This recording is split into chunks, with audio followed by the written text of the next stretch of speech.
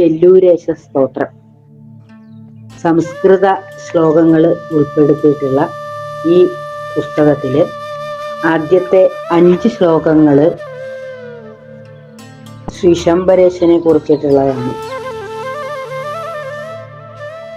മുറ്റത്ത് ഇഴഞ്ഞു നടക്കുന്ന ഉണ്ണികൃഷ്ണനെ വിവരിക്കുന്നതായ ആ രൂപം വർണ്ണിക്കുന്നതായ ഒന്നാമത്തെ ശ്ലോകം.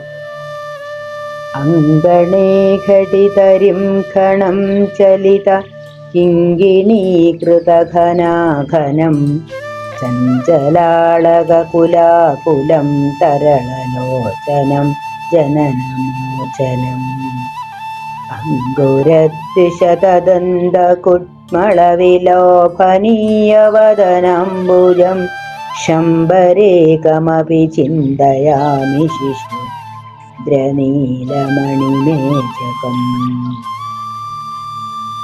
പാറിക്കളിക്കുന്ന തലമുടിയോടെ, ഇളകുന്ന കണ്ണുകളോടെ, സംസാര ദുഃഖങ്ങളിൽ നിന്ന് എല്ലാവരെയും മോചിപ്പിക്കുന്നവനായി, മുല്ലമൊട്ടുകൾക്കൊത്ത വെളുവെളുത്ത പല്ലുകൾ കൊണ്ട് കൊതിപ്പിക്കുന്ന മുഖാംബുജത്തോടു കൂടിയവനായി, ഇന്ദ്രനീല കല്ലുപോലെ ഇരുണ്ടവനായിട്ട് അരയിലണിഞ്ഞ കിങ്ങിണികൾ തമ്മിലിങ്ങനെ അടിച്ച് കിലുക്കിക്കൊണ്ട് ആ തൃച്ചംബരത്തെ തിരുമുറ്റത്ത് ഇഴയുന്ന രൂപത്തില് തൃച്ചംബരത്ത് വാഴുന്ന ആ അവർണ്ണനീയനായ പൈതലിനെ ഞാൻ ധ്യാനിക്കുന്നു എന്ന് കവി പറയുന്നു. അജ്ഞാത കർത്തൃത്വമാണ് ആരാ എഴുതിയത് എന്ന് ഈ ശ്ലോകങ്ങള് അത് നമുക്ക് അറിയുന്നതല്ല. രണ്ടാമത്തെ ശ്ലോകം. ആകുലാകുല വിനീല കുന്തളം ഗോകുലാനുഗതി കേളിലാലസം ആകപോലമനുലിപ്ത കച്ചളം ലോകപാലകമുപൈമി ബാലകം. ഇങ്ങനെ ഈ ഇളകിയാടുന്ന കറുത്തിരുണ്ട തലമുടിയോടെ പശുക്കൂട്ടങ്ങളുടെ പിന്നാലെ പാഞ്ഞു നടക്കും, ഗോപസ്ത്രീകളെ കളിപ്പിക്കും. അങ്ങനെ ആ സമയത്ത് കവിൾ വരെ കൺമഷി, കവിളിൽ മുഴുവൻ പടർന്നു നിൽക്കുന്നുണ്ട് കൺമഷി, നീളത്തിൽ വാലിട്ടെഴുതിയ കണ്ണ്. അങ്ങനെയുള്ളതായ ആ സുന്ദരനായ കിടാവിനെ ഞാൻ ശരണം പ്രാപിക്കുന്നു എന്ന്. മൂന്നാമത്തെ ശ്ലോകം. വ്യത്യാസാഹിതപാദയാ വിവലിതഗ്രീവാഭിരാമശ്രിയ സത്യാനന്ദഘനസ്വരൂപവപുഷ സ്ഥിത്യാ ജഗന്മോഹയൻ വംശാരാവസുധാരസൈരവഹരൻ സംസാരതാപം സദാ മംസാരംബിതബർഹഭാരസുഭഗ സംസാരിരാസന്മുദേ. സത്യത്തിൻ്റെയും ആനന്ദത്തിൻ്റെയും സാന്ദ്രരൂപമായ ആ ഭഗവാന്റെ ശരീരത്തിന്റെ കാല് പിണച്ചു വെച്ച് സാന്ദ്രാനന്ദാവബോധാത്മകം അങ്ങനെയല്ലേ പറയുന്നത്.